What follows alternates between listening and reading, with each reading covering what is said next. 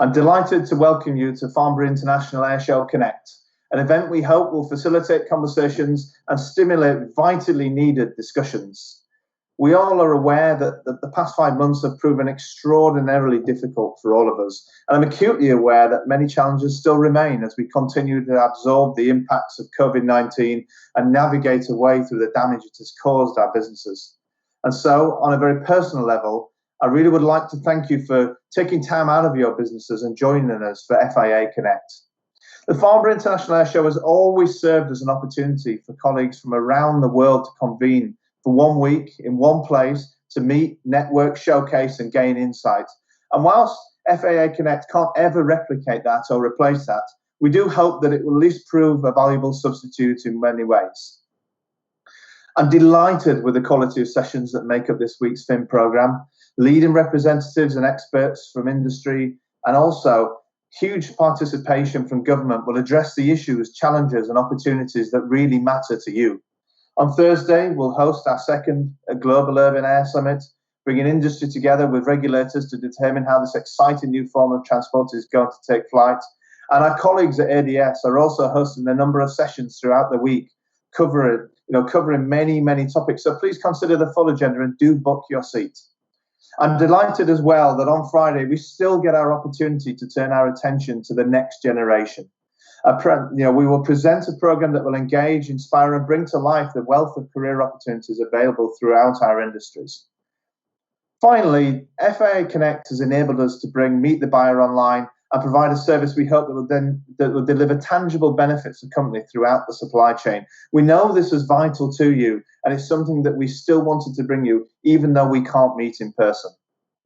The Farnborough International team has certainly been on a learning curve in the past few weeks in creating and delivering this week. And I know they are as nervous and as excited about how everything will go. That said, we hope FI Connect becomes an event that returns over the next 2 years, and we are incredibly excited to be able to bring it to you. Our role is to serve industry, to provide a platform for business growth, and this digital solution is an immediate problem that could become part of the fabric of our changing world. That's all from me. Thank you very much for joining us. I hope you enjoy FI Connect. Find it insightful, and that we'll see you again soon. My sincere thanks to everyone who's taken the time to contribute and for those that have made this happen. Thank you very much. Good morning. I'm delighted to be joining you to celebrate the best of British aerospace and defence. And I'd like to thank Gareth Rogers from Farnborough International and Paul Everett from ADS for making this event possible. None of us in government underestimate the challenges you are facing as an industry. Yet even in these difficult times, the true spirit of British aerospace has shone through. In recent months, many of you have answered the call to action, playing a vital role in the national effort to support our National Health Service. To take just one example, Airbus, Siemens and colleagues from the Advanced Manufacturing Research Centre transformed a R&D centre in North Wales into a ventilator assembly line, working with colleagues from across the aerospace, automotive and medical sectors to build up to 1,500 ventilators a week, producing as many in one day as the UK would normally produce in 6 months. You should all be immensely proud of the part that you have played in making this happen. Looking forward, government and industry must work together to secure the future of this incredibly vital sector.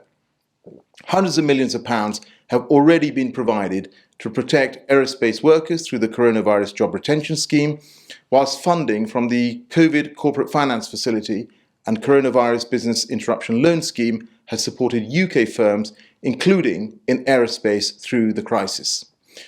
We're providing aviation and aerospace with more than £8 billion in grants, loans and export guarantees to support the sector through the pandemic, as well as long-term funding for revolutionary new technologies. And I'm determined that the sector will come back stronger to deliver the next generation of aircraft. The UK is a world leader in the design, manufacture and servicing of high-value aircraft components, providing well-paid jobs and crucial opportunities for young people across the whole of our country. And I'm proud that the UK is a centre of excellence for Airbus wings and Rolls-Royce large engines. And I'm delighted that legacy will continue with the wings for the A321XLR which is targeting entry into service in 2023. We're also working with Rolls-Royce to develop its new family of ultrafan aero engines and to drive progress on Excel, the world's fastest electric-powered aeroplane, which should take flight later this year. This work, done in partnership with government and industry, will secure long-term, high-value added jobs right across the UK. And today I can confirm that in the past year, government and industry have provided £400 million for aerospace research and development projects through the Aerospace Technology Institute programme. These ATI projects, led by UK companies and universities, will create world-beating technologies for greener aircraft, including electric components, lightweight materials, and more fuel-efficient engines. The funding will benefit companies of all sizes, right across the UK, from Caldicot in Wales and Bedlington in the north of England to Prestwick in Scotland. And they'll involve institutions such as the University of Nottingham and the University of Birmingham. This funding adds to over £2.6 billion of aerospace R&D projects that the UK government has jointly supported with industries since 2013 through the ATI, with over 200 SMEs receiving support. Today, I'm also pleased to announce the Fly Zero initiative. Led by the ATI, this 12-month study will bring together 100 experts from industry and academia. We'll examine the issues involved in designing and building a commercially successful zero-emission aircraft. This builds on the £300 million Future Flight Challenge, which will back new technologies from flying urban taxis to electric passenger planes. And it follows the announcement of the Jet Zero Council, which the Transport Secretary and I are proud to lead.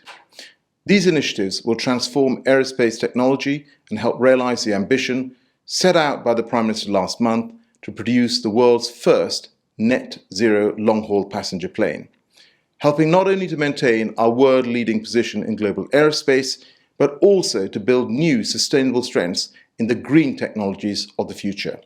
Thank you, and I wish you a very successful airshow.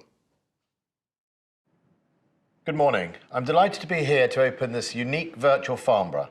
The fact that it's taking place at all is a reminder of all the importance we all attach to air power and the aerospace industry.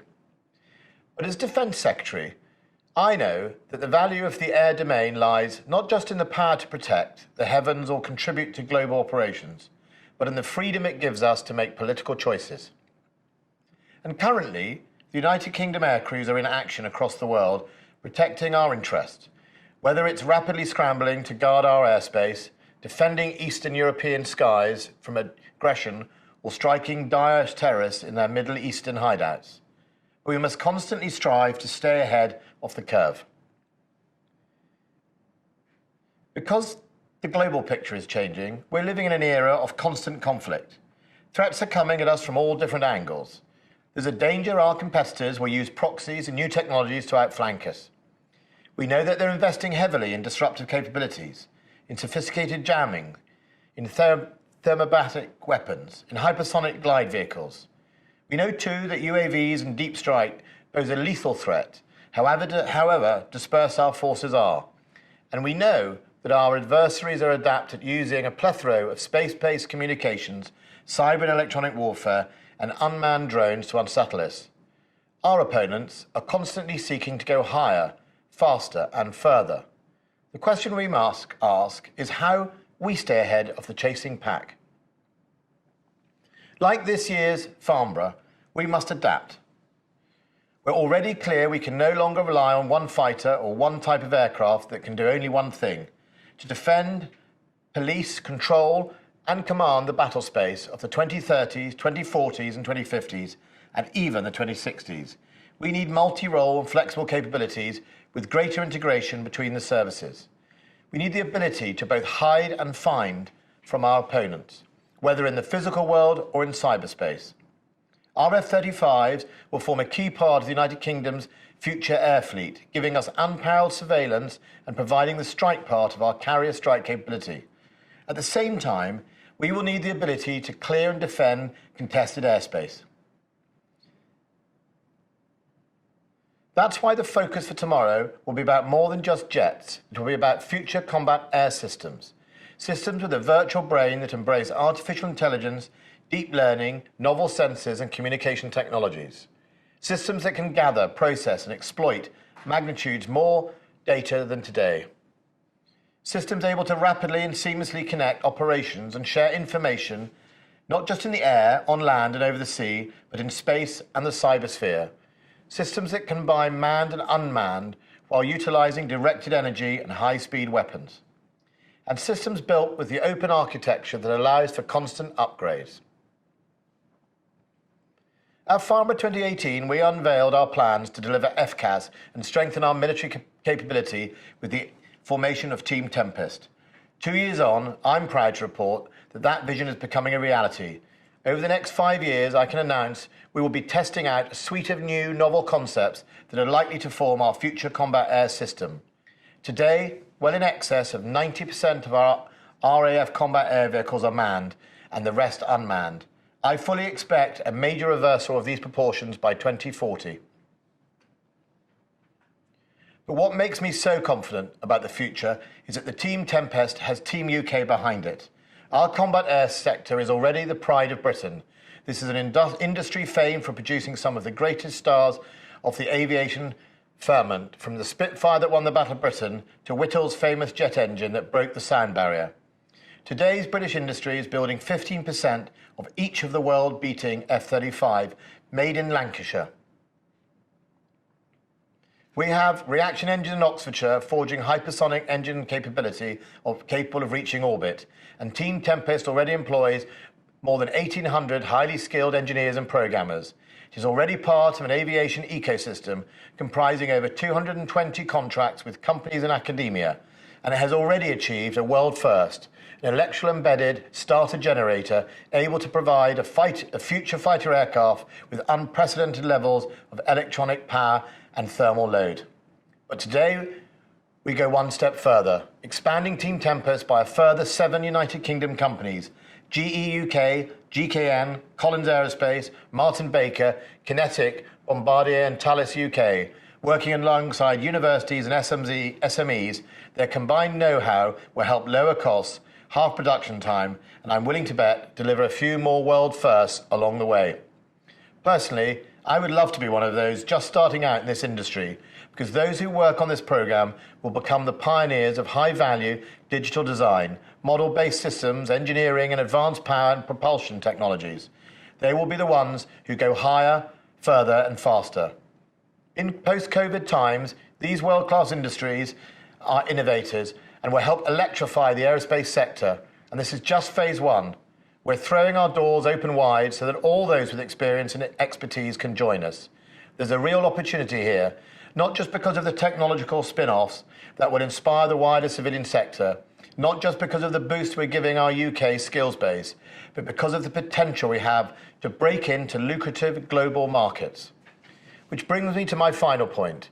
We're keen to see more international partners join us in this flight path of discovery. This is your chance to share technology, experience and R&D costs, to strengthen existing alliances and help establish new ones. We've already made significant progress with our partners, Sweden and Italy, partners who bring credible industries and great strength and depth, design and manufacture and sensors technology. But we believe there's room for a broad range of other partnerships. We are midway through our integrated review, which will repurpose our armed forces and our air force for an era of constant competition. But today's virtual Farnborough gives us a tantalising glimpse of what the future will look like. It will be a future where we can boast a cutting-edge air arsenal, a future where a new generation of scientists, engineers and programmers compete with the next generation, get to write their names in the history of aviation. And above all, a future where our nation fires up the thrusters for global success, securing its position as a world leader in the technologies of tomorrow.